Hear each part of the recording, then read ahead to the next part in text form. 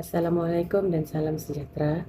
Kumpulan kami akan membentangkan tentang isu pendapatan isi rumah menggugat keberkesanan pembasmian kemiskinan di Malaysia.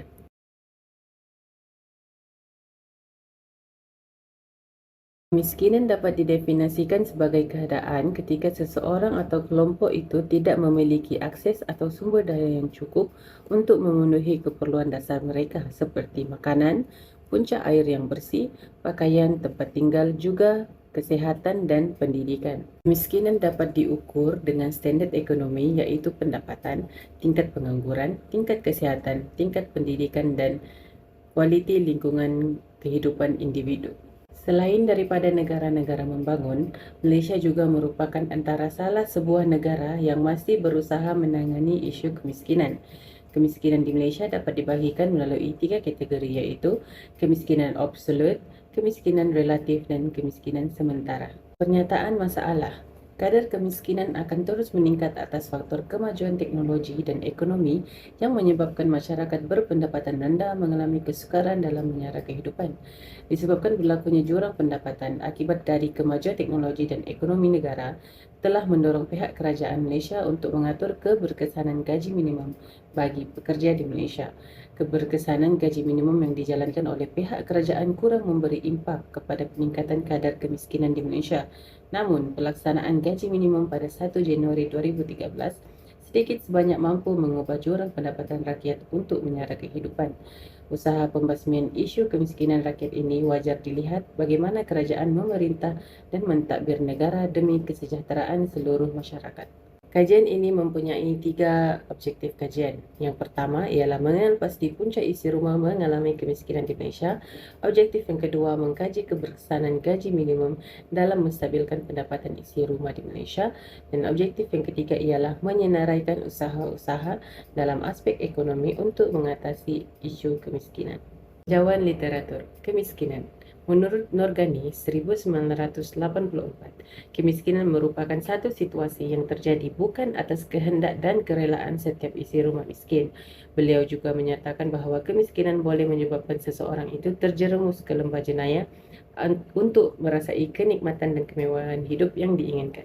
Kebiasaannya, kemiskinan ini dibawa dari satu generasi ke generasi yang seterusnya, yang menyebabkan keadaan kemiskinan akan berterusan dalam kelompok masyarakat tersebut tanpa ada harapan untuk keluar dari cengkaman kemiskinan. Namun, setiap orang memiliki peluang untuk mengubah keadaan dan takdir kehidupan mereka. Oleh itu, peranan pihak berkuasa amat penting bagi membantu kelompok ini untuk keluar dari lingkaran kemiskinan yang memberi kesengsaraan sepanjang hidup mereka. Pelaksanaan Dasar Ekonomi Baru 1970-1990, program pembasmian kemiskinan di Malaysia mengalami perkembangan yang positif, walaupun isu kemiskinan dan ketidaksamarataan agihan pendapatan masih lagi berlaku. Pendapatan dapat didefinisikan melalui beberapa pandangan. Melalui pandangan Wade 2001, Lee and Shaw 2004, mengaitkan kemiskinan dengan ketidakseimbangan pendapatan, ketidakselamatan yang meningkat serta kekejaman global. Melalui pandangan Abbott dan Pollard 2004, kemiskinan adalah ketidakcukupan untuk mengekalkan pembangunan manusia disebabkan oleh kesukaran mendapatkan perkhidmatan asas seperti pendidikan, kesihatan, peluang sosioekonomi dalam masyarakat serta keperluan asas. Di Malaysia memiliki 3 kumpulan isi rumah. Yang pertama B40, M40 dan T20. Gaji minimum. Menurut International Labour Organization 2006, gaji minimum adalah satu amount yang ideal yang wajar dibayar oleh majikan kepada pekerja mengikut keperluan minimum harian seseorang pekerja dan keluarganya. Satu bentuk gaji minima atau gaji paling rendah yang ditetapkan kadarnya kepada pekerja tanpa mengambil kira faktor jantina, pendidikan dan bidang pekerjaan. Penetapan gaji minimum oleh kerajaan telah mengambil kira pendapatan garis kemiskinan semasa, gaji pendengar, indeks harga pengguna dan kadar inflasi. Penetapan kadar gaji minimum baharu oleh kerajaan iaitu 1,500 sebulan telah dikuatkuasakan pada 1 Mei 2022. Sehingga ke hari ini, pelaksanaan gaji minimum masih belum menangani isu kemiskinan dalam kalangan isi rumah dan rakyat protes dan mempersoalkan disebabkan oleh beberapa faktor lain serta memberi impak kepada keberkesanan pembasmian kemiskinan negara. Metodologi kajian ini menggunakan data sekunder. Penyelidikan kualitatif iaitu jenis penyelidikan menggunakan rancangan pengkajian berdasarkan statistik untuk mengukur objektif kajian. Kaedah data sekunder yang digunakan ada 3: internet, kepustakaan dan jurnal. Internet. Kajian menggunakan kaedah carian internet dengan mencari berkenaan jurnal-jurnal dalam negara dan antarabangsa. Kajian yang khusus kepada topik isu pendapatan isi Roma menggugat keberkesanan pembasmian kemiskinan di Malaysia. Kepustakaan, mendapatkan maklumat di Perpustakaan Tun Abdul Rahman Yaakob Petari Unimas. Jurnal. Jurnal yang digunakan untuk mencari pandangan dan pendapat yang diberikan oleh tokoh-tokoh ilmuwan. Carian jurnal khusus kepada topik kajian yang berkaitan dengan pendapatan, kemiskinan dan gaji minimum. Seterusnya ialah dapatan kajian. Yang pertama adalah punca isi rumah mengalami kemiskinan di Malaysia. Yang kedua, keberkesanan gaji minima dalam menstabilkan pendapatan isi rumah di Malaysia. Yang ketiga, usaha-usaha dalam aspek ekonomi untuk mengatasi isu kemiskinan. Punca isi rumah mengalami kemiskinan di Malaysia. Yang pertama adalah kos sara hidup.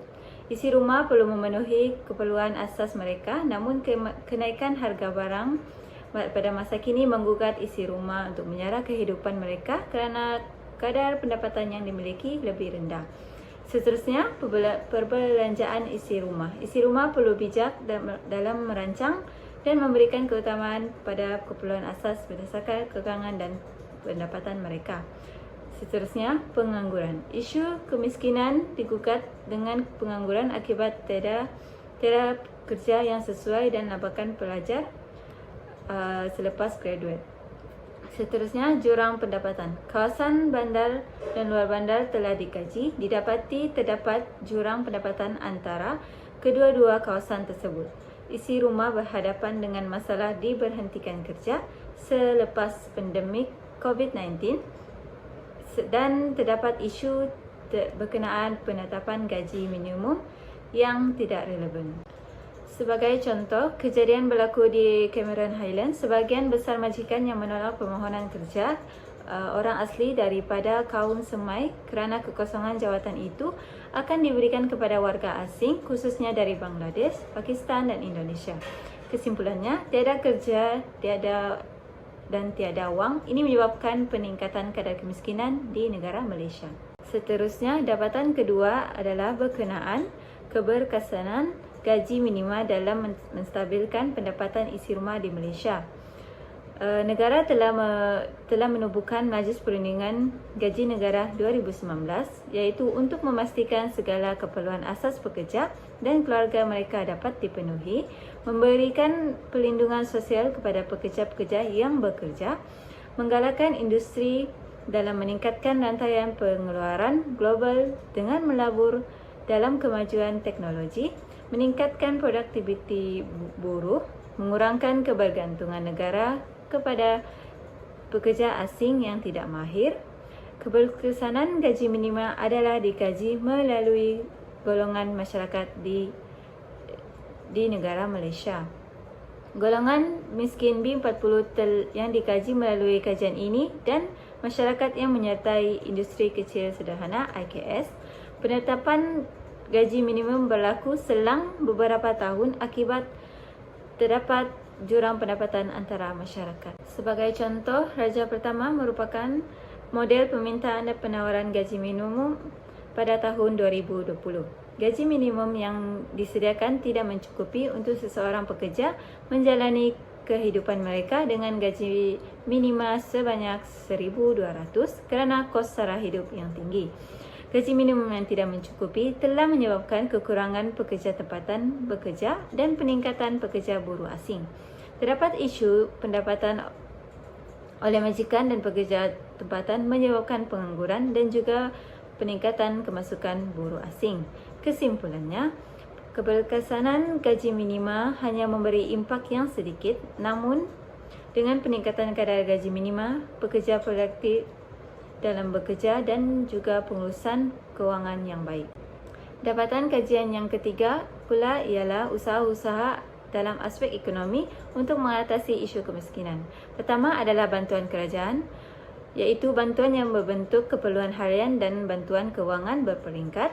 Seterusnya ialah program kemahiran. Kadar pengangguran dapat dikurangkan dan setiap individu boleh menjana pendapatan untuk menampung kos sara hidup mereka dengan adanya kemahiran yang telah dilatih. Seterusnya ialah peningkatan bantuan subsidi. Mampu mengurangkan beban rakyat dalam perbelanjaan mereka. Sesetengah produk dan makanan yang mempunyai harga subsidi masih boleh dimiliki oleh mereka yang tidak berkemampuan. Rajah 1 menunjukkan beberapa program yang telah dilaksanakan oleh kerajaan untuk mengurangkan kadar kemiskinan.